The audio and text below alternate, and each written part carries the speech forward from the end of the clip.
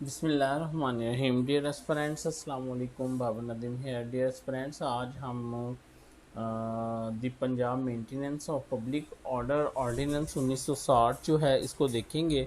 और आज का जो हमारा टॉपिक है वो introduction and scheme of the ordinance है। बहुत इजी है और मैं कोशिश करूँगा कि बेस्ट वे में इसको प्रेजेंट कर सकूँ। तो बात इस तरह से है डियर एस्पिरेंट्स कि जब जब जो पब्लिक जो पब्लिक सेफ्टी का इशू हो या मेंटेनेंस ऑर्डर मेंटेनेंस का इशू हो या पब्लिक इंटरेस्ट की बात हो। मसलन मैं एक बात बताता हूँ कि कोई एक रिलीजियस तंजीम है और वो तंजीम क्या करती है कि वो ये कहती है कि वो स्टेट्स के अगेंस्ट जाके वो कहती है कि जी ये हमारा जो मोटो है, आप इसको जो है वो इन्फोर्स करें, इसको अप्लाई करें या हम इसको अप्लाई करेंगे। उसके लिए वो क्या कहते हैं कि जी हम इकट्ठे भी होंगे, ठीक है। और उसके लिए वो क्या करते हैं कि वो मुख्तलिफ जगहों पे इकट्ठे भी होते हैं।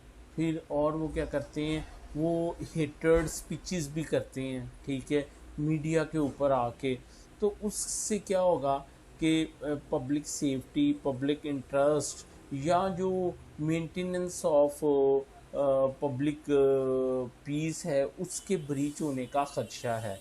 तो ये जो the Punjab maintenance of public order 1960 है, ये कहता है कि अगर पब्लिक ऑर्डर जो है वो ख़राब होने का ख़दशा हो तो उस सूरत में इस ऑर्डिनेंस के तहत गवर्नमेंट के पास जो हैं वो पावर्स हैं।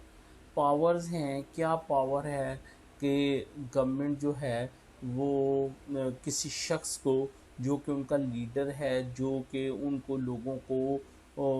लोगों को इंस्टिगेट कर रहा है उस पर्पज़ के लिए जिससे कि पब्लिक ऑर्डर जो है वो ख़राब हो, तो पहली जो इस एक्ट के तहत पावर है वो उसको अरेस्ट किया जा सकता है, ठीक है, और उसको डिटेन किया जा सकता है फॉर अ स्पेसिफिक पीरियड। अच्छा, दूसरी जो पावर है या दूसरी जो गवर्नमेंट के पास है वो ये है कि उस शख्स पे ये उसको अरेस्ट तो ना किया जाए, लेकिन उस पर पाबंदी लगा दी जाए कि भाई आप इस्लामाबाद नहीं आ सकते, आप इस टेरिटरी में नहीं दाखिल हो सकते, ठीक है। तो ये दूसरी जो है वो गवर्नमेंट की जो है वो पावर होगी कि उस बंदे को कंट्रोल किया जाए जो कि उनको लीड कर रहा है। अच्छा, अब जो तीसरी पावर है वो है कंट्रोल ऑफ पब्लिकेशन।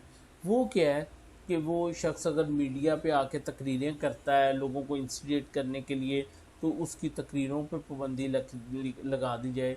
अगर वो न्यूज़पेपर के थ्रू जो है वो लिखता है तो न्यूज़पेपर के ऊपर जो है वो कदगन लगा दी जाए कि न्यूज़पेपर में इस बंदे का जो है वो आर्टिकल जो है वो नहीं छपेगा। या अगर वो हेटर्ड वाली स्पीचेस करता है तो ये कहा जा सकता है जी कि वो जो है वो मीटिंग्स जो है वो नहीं करेगा, ठीक है। और अगर वो मीटिंग करेगा तो वहाँ पे गवर्नमेंट का एक बंदा होगा। कहने का मतलब ये है कि ये तीन पावर्स हैं गवर्नमेंट के पास कि अगर कोई शख्स जो है वो पब्लिक ऑर्डर को ख़राब करना चाहता है तो उसको अरेस्ट करके, उसकी मूवमेंट को कंट्रोल करके, या उसकी ज़ुबान को कंट्रोल करके, तो क्या कर सकती है गवर्नमेंट, वो उसको जो है वो कंट्रोल कर सकती है। आगे हम इसका जब इंट्रोडक्शन और स्कीम पढ़ेंगे तो आपको सारी चीज़ें जो हैं वो क्लियर होती चले जाएंगी। अच्छा डियर एस्पिरेंट्स, जैसा कि मैंने आपको बताया कि जब भी कोई बेरक पढ़ें वो इंग्लिश में भी रखा करें, उर्दू में भी अपने पास रखा करें। और मैंने बेरक पढ़ने का एक ख़ास तरीका भी बताया। मैंने ये भी बताया कि आप उसका साथ साथ इंडेक्स बनाएं। होप कि मैं हर दफ़ा बार बार वो चीज़ें जो हैं वो रिपीट नहीं कर सकता, बल्कि वो लोग जो शुरू से हर लेक्चर को सुन रहे हैं वो इरिटेट होते हैं, वो सोचते हैं कि सर एक ही बात को बार बार जो है वो रिपीट करते हैं, ठीक है। अच्छा जी, अब हम इसको जो है जी वो स्टार्ट करते हैं। ठीक है, तो मैं आपको इसका जो है वो इंट्रोडक्शन जो है वो देता हूँ। अच्छा, आई फर्मली बिलीव कि अगर जो है एक प्रेम्बल जो है प्रेम्बल, ठीक है ना, अगर उसको उसको समझ लिया जाए ना, तो पूरे एक्ट की स्कीम भी समझ आ जाती है और वो सेक्शंस भी जो हैं वो याद हो जाते हैं। मसलन मैं आपको ये बताता हूँ, ये जी प्रेम्बल है। Whereas it is expedient to amend and consolidate the law providing for preventive detention and control of person and publication for reason connected with public safety, public interest and maintenance of public order in the province of the Punjab. अब देखिए मैंने थोड़ा सा मेहनत करके इसको exam point of view से कैसे लिखा है, देखिए ये चीज़, इसको देखिएगा ज़रा। The object and purpose of the ordinance is to amend and consolidate the law providing for preventive detention, वो पहला मोड हो गया। कंट्रोल ऑफ पर्सन दूसरा मोड हो गया। कंट्रोल ऑफ पब्लिकेशन तीसरा मोड हो गया। ठीक है, कि इनके लॉ बनाए जाएं कि किसी शख्स को अरेस्ट कर लिया जाए, किसी शख्स को उसकी मूवमेंट कंट्रोल कर ली जाए, किसी शख्स की ज़ुबान को कंट्रोल कर लिया जाए, और वो किस मकसद के लिए होगा, for the reason connected with public safety, public interest and maintenance of public order in the province of Punjab. तो बच्चों बोलो, अब आपको इस ऑर्डिनेंस की समझ आ गई, और मेरा ख्याल है कि अब आपको समझ भी आ जाएगी। मैं अगर पेपर में मुझसे पूछे 2 नंबर का क्वेश्चन कि what is the object and purpose of the ordinance, तो मैं अपनी ज़ुबान मैं लिखूँगा the object and purpose of the ordinance is to provide law for preventive detention, control of person and control of publication for public safety, public interest and maintenance of public order in the province of Punjab। अच्छा, अब मैंने आपको कहा था कि मैं आपको बताऊंगा कि उसकी स्कीम जो है, आप कैसे, प्रेम्बल है ना, ये प्रेम्बल है। अब इसी प्रेम्बल को मैंने कुछ इस तरह से लिखा है, देखिएगा ज़रा। अब जो प्रिवेंटिव डिटेंशन था बंदे को अरेस्ट करने वाला, तो वो सबसे पहले सेक्शन 3 है। ठीक है, सेक्शन 2 तो डेफिनेशंस का होगा ना, सेक्शन 3 है जो बताता है कि उस बंदे को अरेस्ट किया जा सकता है। ठीक है, आगे वो बताता है कि उसका डिटेंशन का पीरियड कितना होगा, फिर वो बोर्ड का क्या होगा वो भी देखेंगे। अच्छा, इसके साथ सेक्शन 4 भी है जो कहता है कि वो जो शख्स गिरफ़्तार होगा वो पाबंद होगा कि वो अपनी तस्वीर उतारने की इजाज़त दे, थंब इम्प्रेशन दे, स्पेसिमन दे, इसको भी देखेंगे। ठीक है, अच्छा ये था, क्या चीज़ थी, ये था प्रिवेंटिव डिटेंशन। ठीक है, अच्छा उसके बाद सेक्शन 5 क्या है, अब कंट्रोल, अब दूसरा आ गया, अब दूसरा ऑब्जेक्ट आ गया, कंट्रोल ऑफ पर्सन। तो सेक्शन 3 और 4 जो था वो डील कर रहा है किससे, प्रिवेंटिव डिटेंशन से।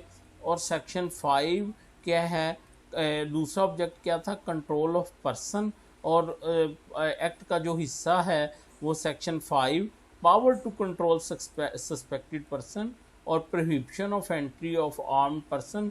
ये देखिए, ये 2 ऐसे सेक्शंस हैं जो कि प्रेम्बल का जो दूसरा हिस्सा है कंट्रोल ऑफ पर्सन, उससे डील करता है। तो अभी तक हमने जो बात पढ़ी वो हमने ये पढ़ी कि पब्लिक ऑर्डर को मेंटेन करने के लिए पहला तरीका ये है कि बंदे को अरेस्ट कर लिया जाए, और उससे जो प्रोविजन डील करती हैं वो सेक्शन 3 और 4 डील करता है। अच्छा, दूसरा जो मोड या दूसरी जो उसमें है वो उसका ऑब्जेक्ट है, वो तरीक़ेकार वो कंट्रोल ऑफ पर्सन है, और उससे डील करते हैं सेक्शन 5 और 6।